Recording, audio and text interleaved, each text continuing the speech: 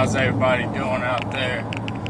Earlier I said I wouldn't be posting no more until I had a positive message to give, because I'm not one to do negativity like that. Well, I didn't expect to have hopefully positive news already. I got my bike 5 months ago. It's a 01 Harley Ultra Classic, had around 50,000 miles, and it was completely neglected. The previous owner had obviously not done anything to it. And then a friend of my dad's owns a car lot, a real reputable car lot here in town, and he had got it in on a trade. Well, that's how I ended up getting it. You know, I did partial trade and then cash.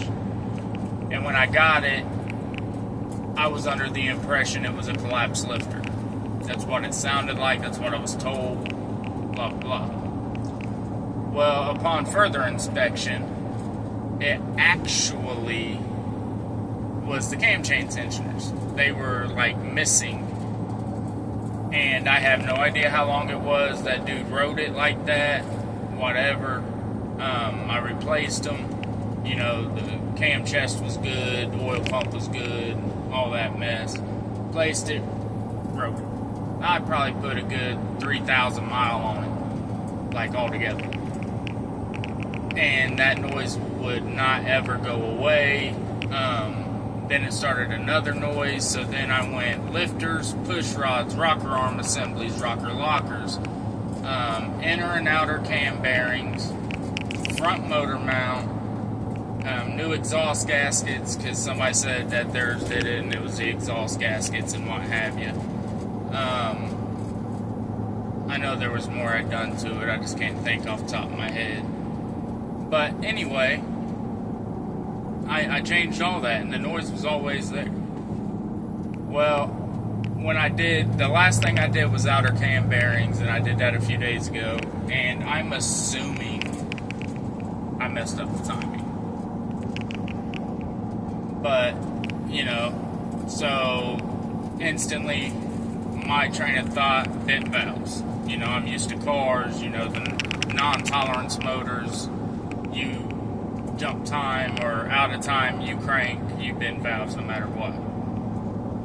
So I'm still leaning towards a bent valve. When I went to go take it apart today, my front cylinder exhaust push rod, you could just up and down it.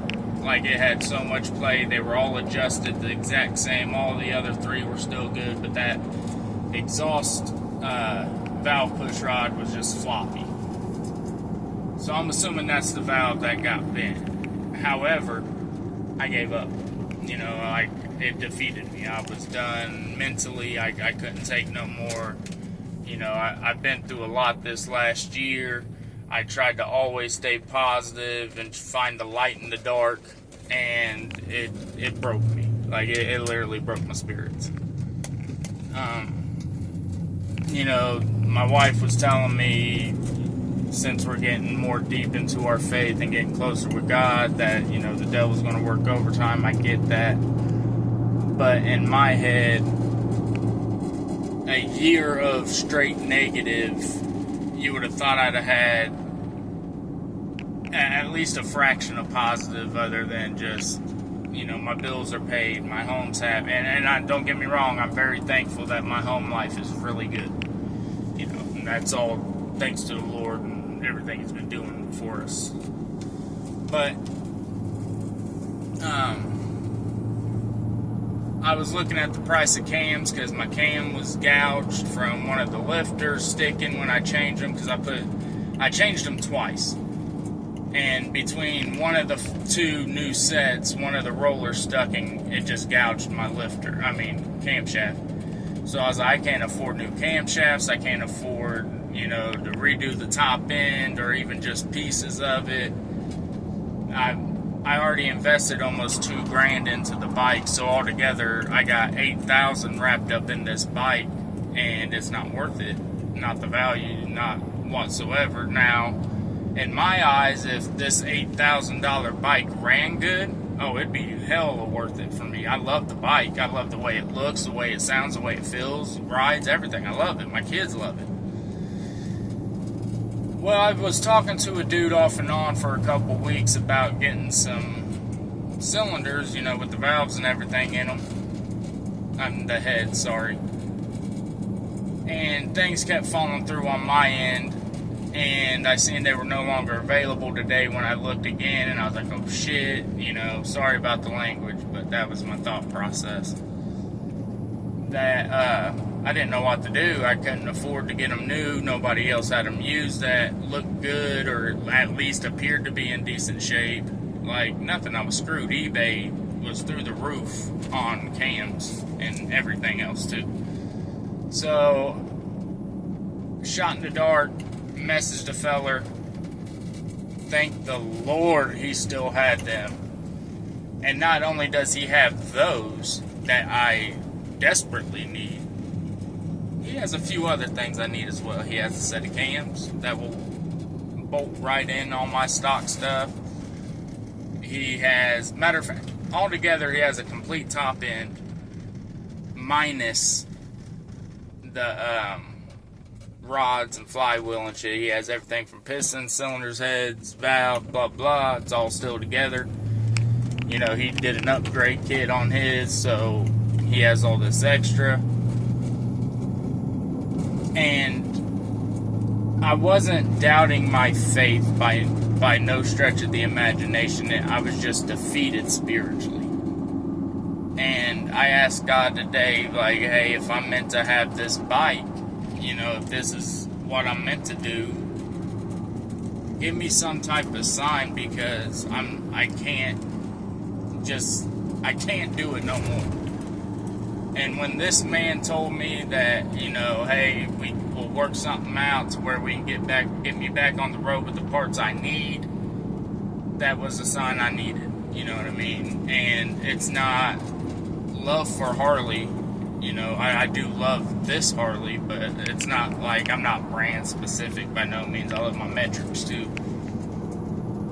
But I am so thankful that at least I know I can change these parts, and even though they are used parts I'm putting in there, get the bike back going, and then I can, over the winter, get all new stuff.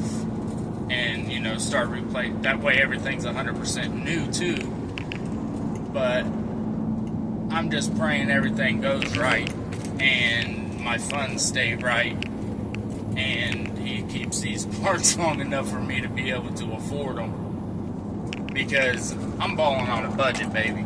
You know, I got 6 kids, wife, bills. I'm the only one working. My wife's a stay-at-home mom. You know, that's how we prefer, because it would cost us a whole lot more her going to work and paying for somebody to be at home with our 2 youngest and all this and that, because the 2 youngest are homeschooled, the rest are, you know, public school.